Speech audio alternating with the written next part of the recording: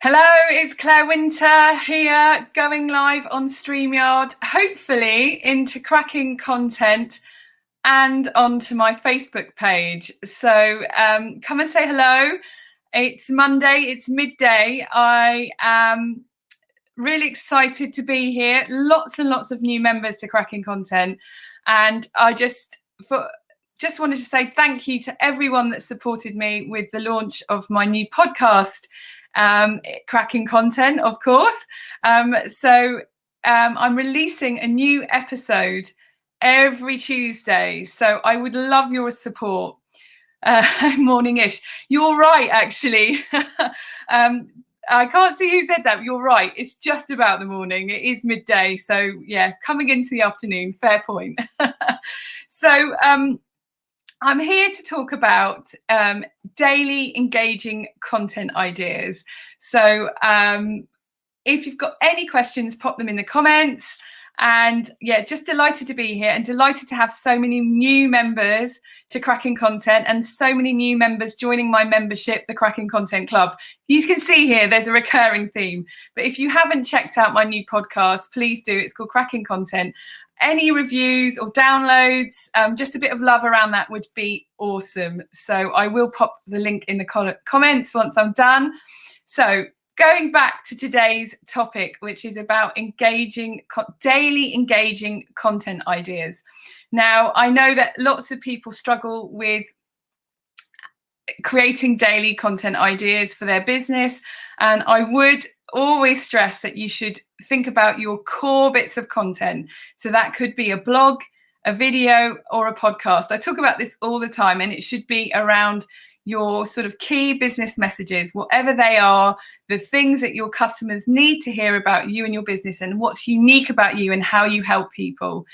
That way you're creating content with purpose. But for this, so I always think of a core idea, a weekly core bit of content. It could be a blog or a podcast. So all the blogs that I have written are now being turned into podcasts, and people are able to listen to them in a different way on the Cracking Content podcast. So it's being clever with your content. I'm repurposing all those tips and ideas and content ideas that I've been giving people over the last 4 years. They can now listen to them when they're on a dog walk, or they could even binge listen to them because they're literally under 10 minutes long. And that's the other thing that you need to be thinking about. How long has someone got to consume the content that you're creating? Are they, service-based business and creating work, like they might be a copywriter, they might be writing blogs and things like that for people. So how long have they got to read a blog, or listen to a podcast or watch a video? So again, you need to be thinking about the length of what you're creating. I'm a big fan as a journalist, and my background is journalism, is keep it short and snappy. Grab someone's attention.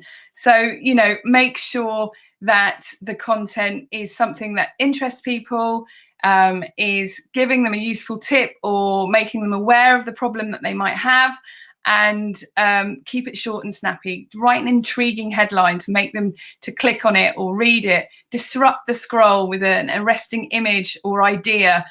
That's how you're going to engage them. So that'd be my first thing. Think about the length of it, whether it's a video or a written post. For me, short and snappy. Occasionally a longer post with an engaged audience will help. So the other thing that I love, and I think is a really easy bit of content, and this is what stories were made for. So stories on Facebook or stories on Instagram, behind the scenes, letting people know a bit behind what you're doing. Maybe you introduce a team member, or if you're on your own, you just show Zoom calls that you're hosting or content that you're creating to excite them about, you might be working on a new lead magnet or freebie, and you say, what's coming up? Here's a great new, I'm working on a great new lead magnet. It'll be released next week. Generate a bit of excitement, and stories are perfect for that. A more informal thing, a more informal way of sharing who you help and what you do. The other thing, if you haven't started creating video for your business, I'd highly recommend doing it. Obviously, there are lots of different ways of sharing video. If you're on Instagram, you've got IGTV, and now you've got the new Reels, which lots of people are getting a lot of success with, which is copying the sort of TikTok model of the shorter kind of videos. And again, they will favor, Instagram is favoring reels at the moment. So that might be something that you could give a go, have a go with. The other thing that's a nice thing to do is share other people's content and tag them, or do curated content. So create a post or a blog asking for other business owners to input on it, and then they will share it with their audience. So you might be reaching further people. If you tag and include other business owners, quite a good idea to not do someone who is a direct competitor, but people that, like I could share the work of a photographer or a graphic designer, because we work in the same space and often help the same people, but we can recommend each other and we're helping each other out. So it's always nice to help other small business owners out. And those curated blogs where you get everyone to input. When lockdown happened, we did a great blog which was all about how to work from home successfully. So we asked lots of freelancers. I've been working from home from 10 years from the shed quarters. So I love giving tips about how to stay motivated and get on with your work when you're working from home. The other thing you can do is host challenges. I think lots of people will have noticed them. If you're in the online space, lots of people are doing 5-day challenges, but you could also do something like a 30-day plank challenge, or a no sugar challenge. There's for a week or a month, choose the time slot that you want. Lots of people are doing free, a free sales workshop. So you join someone in a pop-up Facebook group and they'll give you free training. And obviously, I think we all know by now that you're probably going to be sold something at the end of it, but it's still a really good way to showcase, if you're a coach, that you know what you're talking about and you're good at it. Other thing that I love to do, ask for input, ask people what your next blog or podcast should be about, or what they're interested in hearing about. The best thing to do is create content that people actually want to listen to and read. So, who better to ask than your audience? But obviously you need an engaged audience that's used to answering questions. You can start with softer questions if they're not used to you sort of going, what do you want to hear about? And again, depending on what, if you're a therapist or, it's a sensitive subject, people might not so freely say what they want to hear about, but you could say, message me with your ideas or something like that. But if it's just in general, I'm thinking about writing, you could do this. I'm thinking about writing A, B, or C for my next blog. Which one would you like me to do? And people love helping out in that kind of way. Other thing that you can do is encourage reviews. That massively helped me with the podcast launch. Lots of people reviewed it. I think we've got about 28 reviews, which is absolutely awesome. But again, that really helps raise your visibility in a really simple way. So ask people in your audience if they can review you on Google My Business or your Facebook page, or give you a LinkedIn recommendation.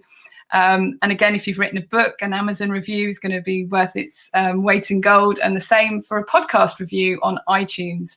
I'm a big fan of using scheduling tools to make sure that there is a daily post going out. So using something like Buffer or Hootsuite to schedule, so then you've got content going out every day, and it gives you that ability to post in the moment and do those behind the scenes posts.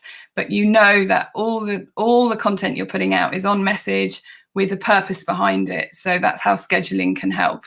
Obviously, you get higher levels of engagement if you're engaging and creating conversations with people before you post.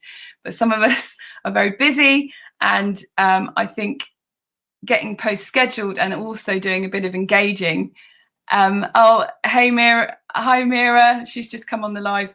And last but not least, as you know, massive fan of repurposing. So, what can you repurpose? I love, often when I work with my one-to-one clients, I say, let's do a content marketing audit. Let's look at all the blogs that you've created, all the videos you've created, look back at the social posts that have worked well. So this is where looking at your analytics works really well, and keeping on top of those, and start resharing them, maybe with a different image or a bit of different text. Or, can you do a Facebook Live about a blog that you've written? Can you turn a blog into a podcast?